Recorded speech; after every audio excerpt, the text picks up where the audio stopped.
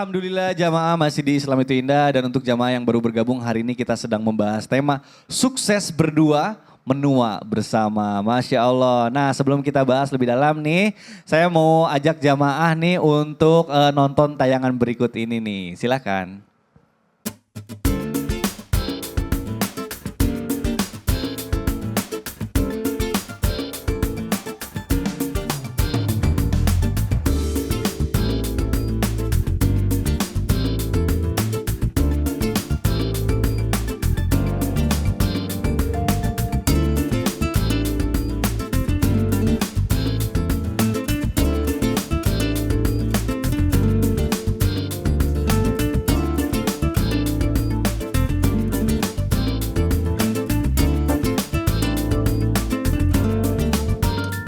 Wah, nah ini dia nih Ustaz Syam. Ini berkaitan dengan apa yang saya tanyain, yang saya maksud tuh tadi tuh. Terpaut usia. Jadi tadi yang laki-lakinya mohon maaf kayaknya udah masuk kuliah.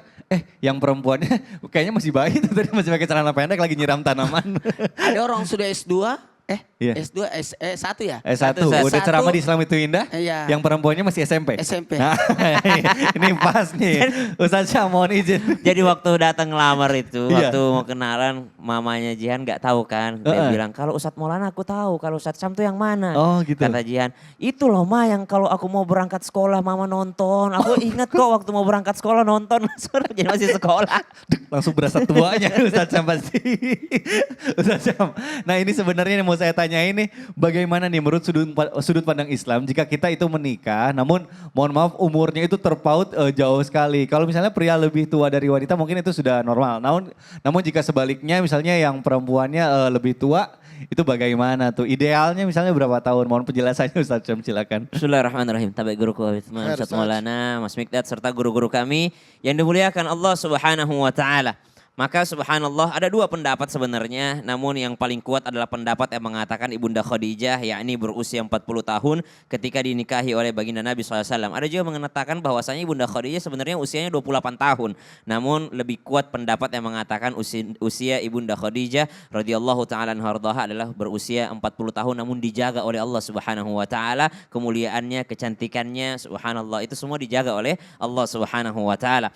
Kalau ditanyakan usia ideal pernikahan jarak antara laki-laki dan perempuan, baik laki-lakinya yang lebih tua ataupun perempuannya yang lebih tua, Nabi cuma mengatakan seperti ini. Kalau engkau sudah mampu, maka menikahlah. Kalau engkau tidak mampu, maka berpuasalah.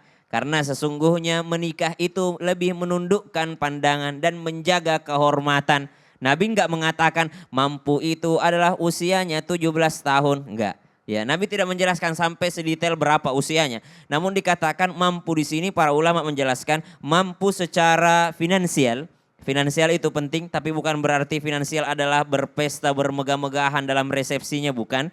Finansial bukan berarti maharnya yang ratusan juta sampai miliaran rupiah uang panainya, bukan itu. Sampai memakai adat apa segala macam yang menyusahkan, bukan itu. Finansial yang dimaksud adalah dia sudah mampu untuk bertanggung jawab atas dirinya dan istrinya kelak. Memberikan nafkah terhadap dirinya dan istrinya dan insya Allah menyusul untuk anak-anaknya. Maka itu mampu secara finansialnya. Yang kedua mampu secara ilmunya. Banyak orang-orang sekarang baru hijrah langsung suruh nikah muda anaknya. Suruh nikah muda, suruh nikah muda, nikah muda. Subhanallah. Para ulama kita kenapa anaknya nikah muda? Karena memang sudah dididik dari bayi. Ada orang baru hijrah 1 bulan sudah suruh nikah anaknya. Belum ada modal ilmunya. Ya, belum ada modal ilmunya. Maka subhanallah nikah itu yang berberkah namun ada ilmunya juga. Maka finansial mampu, secara keilmuan mampu, lalu dikatakan mampu juga seorang wanita kalau dikategorikan umurnya dewasanya mungkin kurang lebih kalau di Indonesia 16 tahun ya. 16 tahun atau usia mungkin ada diperbaharui lagi mungkin aturannya wallahu alam, tapi ya 21 tahun sekarang disamakan laki-laki dan perempuan. Jadi kadang-kadang aturannya berbeda dan ini adalah ijtihadi daripada para ulama, ijtihad daripada ulama. Kemudian apa yang dikatakan Nabi SAW dalam hadis yang lain disebutkan nikahilah seorang wanita yang besar rasa cintanya dan juga subur. Jadi yang subur dan besar rasa cintanya karena aku akan bangga di akhirat kelak karena umatku paling banyak. Artinya Nabi menginginkan para wanita ini menjadi al-walud. Apa itu al-walud? Wanita yang banyak keturunannya. Karena Nabi akan bangga di hadapan Nabi yang lainnya mengatakan, saya paling banyak umatku. Kok bisa? Nah kita ini panitianya. Ya, yang memperbanyak umat Nabi SAW. Kenapa? Kalau kita berketurunan banyak, subhanallah. Maka kalau dilihat dari hadis ini bisa kita golongkan bahwasanya kita mestinya, tapi tidak diwajibkan, harusnya mencari wanita yang mungkin masih subur dalam rangka melahirkan. Sekarang udah modern, ada pemeriksaan sama-sama. Ya, laki-lakinya juga diperiksa, perempuannya juga diperiksa karena tidak serta-merta menyalahkan wanita jikalau tidak punya keturunan. Banyak dari kita egois, menyalahkan wanitanya. Padahal laki-lakinya juga penting untuk memeriksakan dirinya. Maka itu adalah kategori yang dikatakan mampu dalam agama. Adapun jarak usia tidak menjadi masalah jikalau keduanya sudah mampu. Ada mungkin yang laki-lakinya lebih tua, istrinya lebih muda, alhamdulillah. Ada mungkin yang istrinya lebih tua, suaminya lebih muda, alhamdulillah. Kita tidak pernah tahu yang mana yang lebih mulia di mata Allah Subhanahu wa taala. Bisa saja istri yang lebih tua atau istri yang lebih muda, kita tidak pernah tahu. Yang penting sama-sama mengejar cinta Allah Subhanahu wa taala. Wallahu taala. Masya Allah. Nah jadi kalau misalnya nih yang sekarang misalnya umurnya udah berapa gitu ya, udah menjelang kayak udah ditanyain kapan nikah, jangan khawatir. Siapa tahu mungkin emang jodohnya belum lahir. Oh gitu? Masih disimpan. Ya Allah. Makanya kan takutnya tuh kan tadi kita lihat dari Ya. contoh video yang Kata-kata tayang. itu pernah terlontar untuk Ustaz Syamsi. Oh gitu, Iya. pas Waktu sama banget tuh aduh, kalau gitu. kayaknya calonmu itu belum lahir. Wah bener Ternyata bukan belum lahir tapi masih sekolah. Masih sekolah, masih SMP, lagi disuapin. Ustaz Syam udah ceramah di Islam itu indah. Masya Allah baik Ustaz Syam, terima kasih penjelasannya. Kita lanjut nih. Habib izin bertanya nih. Ini juga banyak kasus gitu ya, misalnya anak muda mulai resah gitu, mulai khawatir karena misalnya bukan pacaran ya, lebih misalnya udah ta'aruf gitu atau udah dekat, udah dikenalkan, udah lama gitu dengan lawan jenisnya. Namun mohon maaf nih, misalnya salah satu misalnya laki-lakinya itu belum berani untuk menikah atau meminang karena alasannya ya belum mapan gitu ya. Padahal tadi kata Ustaz Syam juga sebenarnya mapan itu definisinya beda-beda. Nah Bib sebenarnya kalau menurut Islam gitu syarat menikah dalam Islam tuh apa aja sih? Apakah memang harus mapan dulu atau sukses dulu atau bagaimana nih Bib? Mohon penjelasannya silakan Guru. Afwan kami kidat Ustaz Syam, Ustaz Maulana. Bismillahirrahmanirrahim. Allahumma sholli ala Sayyidina Muhammad wa ala ali Sayyidina Muhammad. Kalau bicara syarat menikah dalam Islam, yang pertama mempelai laki-laki, mempelai wanita, ada walinya, jelas bahwasanya itu orang tuanya atau kakaknya, dan di mana mereka harus mengerti dan paham aturan daripada syariat agama. Yang kedua, dua orang saksi, lan nikaha illa biwalin wa syahida adlin. Tidak sah seorang nikah tanpa ada wali yang betul-betul walinya dan tanpa dua orang saksi yang adil. Ada maharnya, ada ijab kabulnya, maka ini sah dalam hukumnya. Ada semuanya, ijab kabul sah, ada maharnya, walinya jelas, mempelai laki-laki perempuan sah, ya kan? Kalau lihat di sini, nggak ada syaratnya tuh, harus sukses nggak ada, ya kan? Harus kaya nggak ada, harus punya rumah juga nggak ada, punya mobil nggak ada, harus gajinya 10 juta gitu, nggak ada juga, ya kan? Banyak orang yang khawatir untuk menikah karena apa? Karena nggak ada kerjaannya lah, inilah, itulah, dan lain-lainnya. Akhirnya apa? Nggak nikah-nikah tuh orang, sampai apa? Sampai umur 40 gak nikah, 45 gak nikah, 50 gak nikah. Kenapa? Ketakutan dan hawa takutnya. Kata Ustaz Sam betul, kalau gak nikah kayak gitu gimana Ustaz Sam? Puasa, ya kan? Akhirnya apa? Untuk meredam daripada hawa nafsunya. Bahaya kalau gak akhirnya melakukan perbuatan maksiat. Oleh karena itu, khawatiran itu, ya kan? Maka dia tidak akan mendapatkan satu keberkahan dari Allah Subhanahu wa taala. Khawatir, takut aja. Padahal Allah Subhanahu wa taala mencukupi kita kalau kita miskin. Ya kan, misalkan kita miskin nih, kita miskin, Allah lah yang kasih rizki. Kita nggak mampu, Allah yang kasih rizki. Yakin bahwasanya Allah yang memberikan rizki. Dan kawinkanlah oleh kamu, yang diantara kamu siapapun, ayo nikahkan. Ya kan, insya Allah bismillah. Allah berfirman dalam Al-Quran, kalau misalkan kamu miskin, Allah kasih kekayaan. Itu adalah janji Allah Subhanahu wa taala. Karena apa? Bahwasanya an-nikahu barakah wa isarahu mu'nah. Nikah itu berkah. Dan siapa orang yang menjalankannya, mencari ridhonya Allah akan dimudahkan oleh Allah Subhanahu wa taala. Ayo, jika mereka miskin, Allah akan memampukan dia, dikasih rizki oleh Allah. Allah adalah Tuhan. Kita makhluk Allah, kita ciptaan. Allah yang berkuasa atas alam semesta ini. Kalau Allah udah kasih, dikasih sama Allah. Allah yang maha kaya, Allah yang maha segala-galanya. Ibnu Mas'ud menjelaskan bahwasanya bahwasanya menjelaskan ayat Al-Quran ini bilang apa? Kalau mau kaya udah nikah. Kalau mau kaya nikah. Ibnu Mas'ud bilang gitu. Kalau mau kaya nikah. Semoga Allah Subhanahu wa taala memberikan taufik kepada kita, kepada semua yang ada penonton di rumah ini kalau belum menikah, dan Allah berharap Allah Subhanahu wa taala berharap kepada kita, ayo sempurnakan agama kita dengan menikah. Rasulullah memerintahkan kita untuk nikah, nikah berkah. Ayo nikah. Kata Allah, kalau mau kaya nikah, kalau mau berkah nikah. Yakni berharap kepada Allah Subhanahu wa taala, kita berusahalah, bertawakallah, berdoalah agar Allah bukakan jalan keluar bagi kita yang dimana kita ini punya nafsu. Yang nafsu itu harus dijalankan dan harus dikeluarkan. Oleh karena itu kalau nggak bisa kata Ustaz Sam tadi, puasa. Kalau nggak bisa puasa ya nikah, ya kan? Cari jodohnya, gampang zaman sekarang. Datang kemana ya kan, ke rumah Ustadz Maulana, Ustadz cariin dong, ke rumah Ustadz Sam, Ustadz cariin, bismillah. Atau datang ke rumah Kang Mikdad, main ke Bandung, tapi yang benar, yang baik, yang Siap, bagus. betul, Dicariin nggak Ustadz? Insya Allah, insya Allah. Banyak Ustadz Maulana saudara saya cariin, masih Kang jomblo. Mikdad juga cariin. Atau ke rumah temennya, saudaranya, siapapun, ayo silaturahmi mendatangkan sebuah keberkahan. Jadi berusaha dengan niat yang baik, berharap ya Allah aku mendapatkan ridhomu ya Allah. Dengan apa? Dengan cara jalan kemanapun tempat, ke rumah saudaranya, temannya, insya Allah ketemu jodohnya. Amin ya Rabbal Alamin. Alamin. Mudah-mudahan Ustadz Maulana ketemu juga jodohnya. Amin, amin ya Allah ya Rabbal Alamin. Kita doakan. Dan semua juga yang sedang mencari jodoh insya Allah nih mudah-mudahan diberikan kemudahan oleh Allah Subhanahu Wa Taala. Amin, amin ya Rabbal Alamin. Ustadz Maulana gimana? Diaminin jangan? Doanya lah. amin dong ya. Semua yang berdoa baik harus diaminkan. Betul, mudah-mudahan Allah ridho.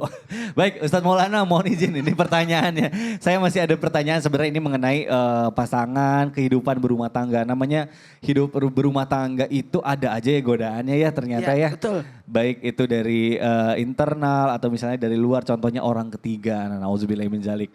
Nah, sedangkan misalnya kalau di zaman Rasulullah itu saya penasaran nih, saya kepo. Sebenarnya apakah ada nggak sih godaan dari orang ketiga gitu ya. Tapi kalau misalnya kita melihat kisahnya Rasul kayaknya ceritanya adem ayem gitu ya. Nah jadi pengen tahu nih gimana sih tips-tipsnya langgeng dunia akhirat bersama pasangan kita itu ala Rasulullah nih. Aduh mohon penjelasannya Ustadz Maulana silakan. Masya Allah, tabarakallah. Izin Habib Ustaz. Halo, Ustaz. Bismillahirrahmanirrahim. Allahumma salli ala sayyidina Muhammad wa ala sayyidina Muhammad.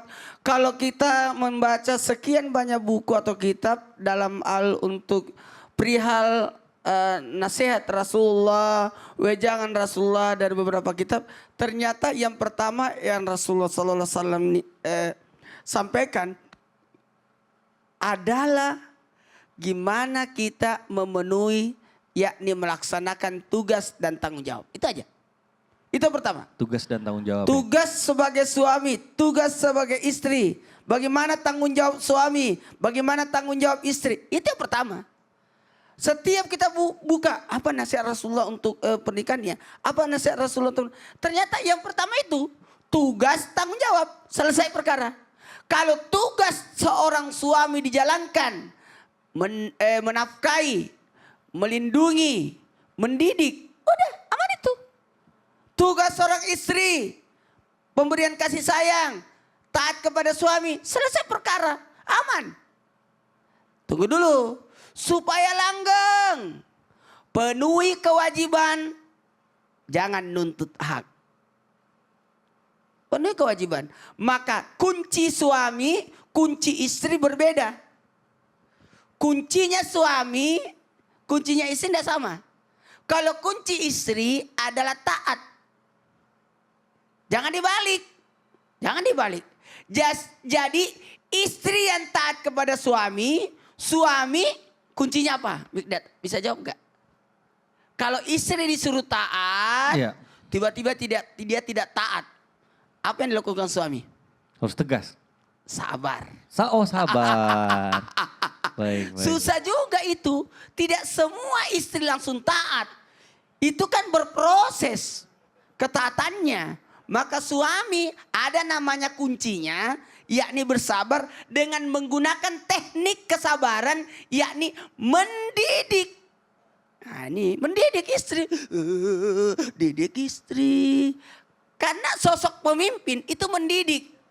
Ya sebagaimana tadi pagi, saya panik juga sih tadi pagi. Kenapa Ustadz? Ada aja tadi pagi. Loh? Ternyata kreatif kita lagi dididik sama produser. Oh. Itu mendidik itu. Baik. Kata didik di situ. Nggak usah dibahas ya. Oh, saya tidak bahas Ustaz Maulana yang Saya bahas. tidak diajak main. Oh, iya. Diajak Habib Usman. Tapi itu hal yang biasa demi Habib Usmannya kebaikan kan disuruh Ustaz? ngumpet, terus disuruh cari. Oh. Saya juga panik sih. Baik. Apalagi jamaah. Yakni bersabarnya seorang suami terhadap istri itu tekniknya. Maka unna libasul lakum wa antum libasul lahunna. Jadi pakaian. Ayo, fungsi pakaian apa? Ayo, fungsi masing-masing satu ya. Ustaz Sam, fungsi pakaian apa? Melindungi. Melindungi. Fungsi pakaian Habib Menutup aurat. menutup aurat. Mempercantik. Pintar semua ya. Alhamdulillah. Ustadz Pak ditanya. Oh iya Ustaz. Udah Habib ditanya. Jago ya. Saya Fungsinya pakaian melindungi dari panas dan dingin. betul Fungsinya menghangatkan. pakaian apa? Menutup aurat. Syariat. Ini perlindungan. Wih hebat ya di barat itu kelihatannya pakai jilbab semua. Betul. Ya iyalah musim dingin. Musim dingin, winter. Winter ya. Iya. Nah, kemudian tabak tadi Mikdad mempercantik. Ada satu Apa tuh Ustaz? status Oh, status. atau pekerjaan. Baik. Dia pakai tentara. Oh berarti dia tentara Iya, dia. oh iya betul. Iya. Identitas juga ya, identitas. Kalau ada orang bukan tentara pakai tentara, oh itu anak TK lagi parade. Kayak Ustadz Maulana baru beliin baju polisi ya.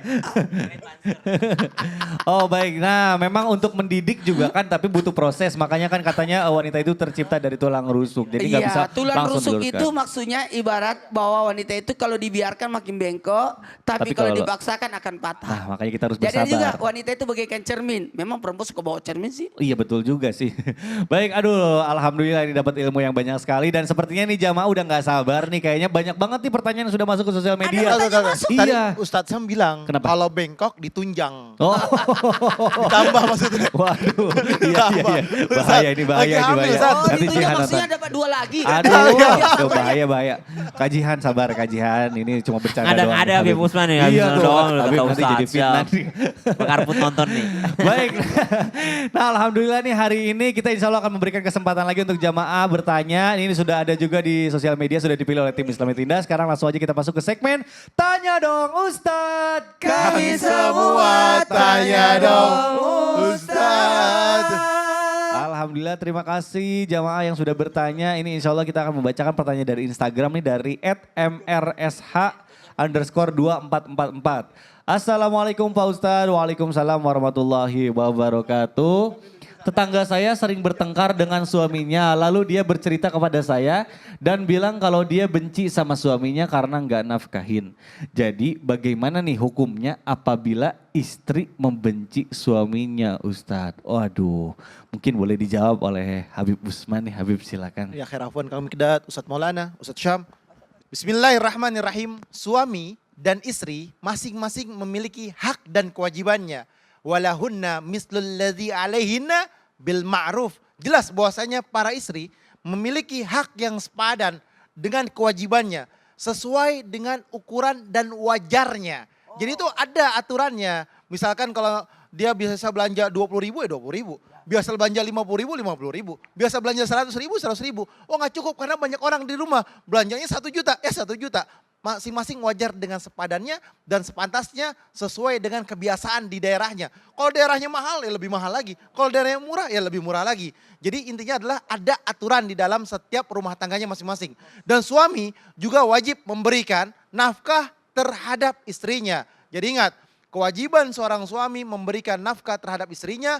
Ar-rijalu qawwamuna 'alan nisa bima fadallahu ba'dahum 'ala ba'din wa bima anfaqu min amwalihim. Jelas bahwasanya laki-laki adalah pemimpin daripada setiap wanitanya. Karena Allah Subhanahu wa taala melebihkan sebagian laki-laki atas sebagian daripada wanita. Dan karena mereka laki-laki menafkahkan sebagian daripada harta mereka. Jadi wajib bagi seorang suami untuk memberikan nafkah. Maka berdosa bagi suami yang tidak menafkahi istrinya. Tuh tadi itu ditanya dosa gak? Dosa. Karena wajib untuk memberikan nafkah. Dan bahkan kalau dia mampu, dia tidak menafkahinya, berarti dia zalim. Karena apa? Dia gak ngasih nafkah. Zalim ini suami. Suami yang zalim gak mungkin bisa masuk dalam surganya Allah. Jelas. Kenapa? Dia menzalimi istrinya. Nah istri yang solehah gimana caranya nih? Tidak boleh membalas kejahatan. Jangan menjadi orang jahat karena orang jahat. Jadi nggak boleh membalas kejahatannya.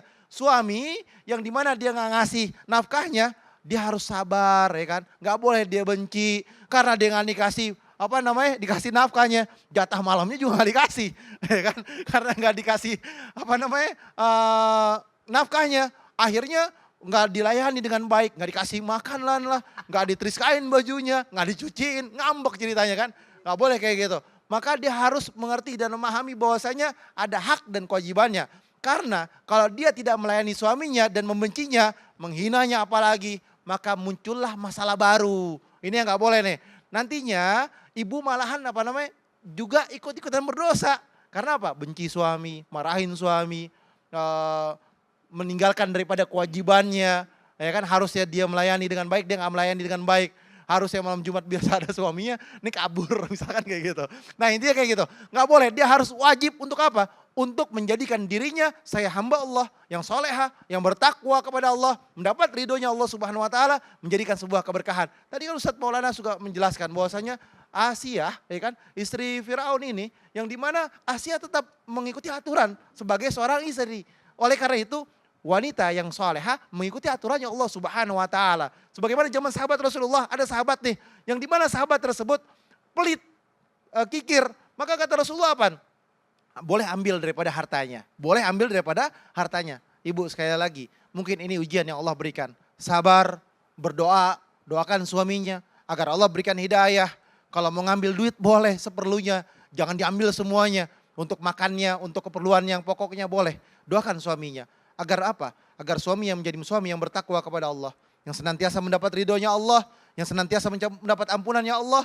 Sehingga suaminya bertobat kepada Allah jadi lebih baik lagi. Dan kasih tahu suaminya satu hal, Rasulullah SAW ketika haji wada itu menjelaskan bahwasanya mengingatkan suami harus memberikan daripada kebaikan-kebaikan dengan cara yang ma'ruf terhadap istrinya, sayangi, cintai dan berikan daripada haknya. Nah itulah perintahnya Rasulullah di haji wada.